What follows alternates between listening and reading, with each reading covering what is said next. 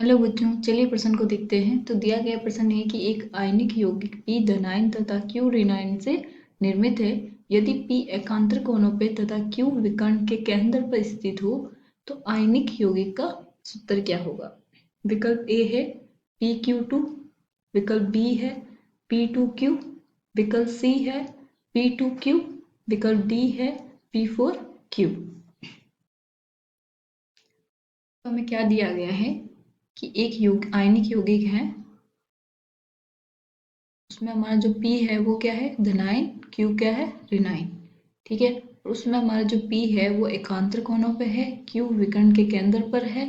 तो हमें आयनिक यौगिक का सूत्र बताना है। विकल्प हमें दिए गए हैं, हमें सही विकल्प का चुनाव करना है। तो सबसे पहले हम क्या लिखेंगे, मुख्य उदाहरण।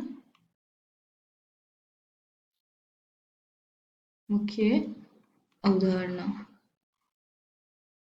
तो वो क्या हो जाएगी कि विभिन्न एक एक कोशिकाओं में प्रभावी अवयवों की कणों की संख्या।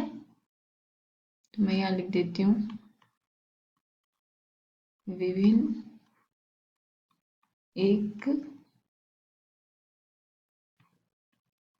कोशिका में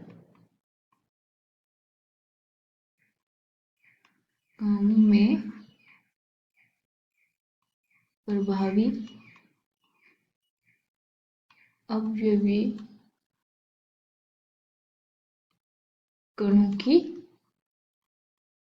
संख्या। तो हमें पता होना चाहिए किसी भी कोशिकाओं में प्रभावी अवयवी कणों की संख्या कैसे निकाली जाती है। तो चलिए हम देखते हैं क्वेश्चन। तो क्वेश्चन क्या बोला है कि एक आयनिक यौगिक है जिसमें P धनायन है, Q ऋणायन है। तो हमें पता है यौगिक क्या होगा, गणनीय रूप में होगा। तो हम पहले एक घन बना लेते हैं। अब इसने क्या बोला है कि जो हमारा P धनायन है वो कहाँ है, एकांतर कोणों पे। तो एकांतर का मतलब क्या होता है, एक को छोड़ के एक कोना। ठीक है, तो मैंने मान लिया कि पहला हमारा जो है वो इस कोने पर है। ठीक है, इसको एक छोड़ के दूसरे कोने पे आना है, तो यह इसका मतलब ये वाला। अब इसके एक कोने को छोड़ के आगे जाना है, तो ये वाला कोना हो जाएगा। इसको एक कोने को छोड़ के ये वाला कोना।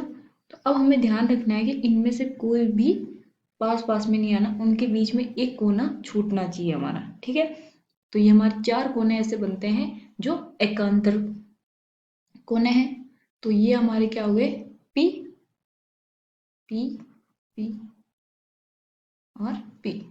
ठीक है, अब हमारा क्या आता है ऋणायन। तो ऋणायन क्या है कि विकर्ण के केंद्र पे।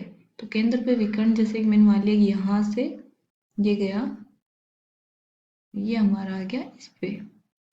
तो इसके बीच का केंद्र क्या है यहाँ पे, तो ये वाला क्या हो गया हमारा Q। तो अब हमें बताना है जो आयनिक यौगिक है उसका सूत्र क्या होगा। तो हमें पता होना चाहिए कि जो हमारे कोने पे जो कण होते हैं तो उनका एक घन में कितना योगदान होता है। तो उसका क्या होता है कि जो हमारा एक कोना है वो कितने भागों में बढ़ता है, 8 भागों में। तो इसका मतलब वो एक में कितने में भाग में आएगा, 1/8 में। तो हम यहाँ लिख देते हैं P के कण। तो कुल कण कितने हैं हमारे पास, 4। ठीक है, एक कोने का योगदान कितना होता है गणनीय रूप में, 1/8। तो ये कितना आता है, 1/2। अब हम निकालते हैं Q ऋणायन का के कण।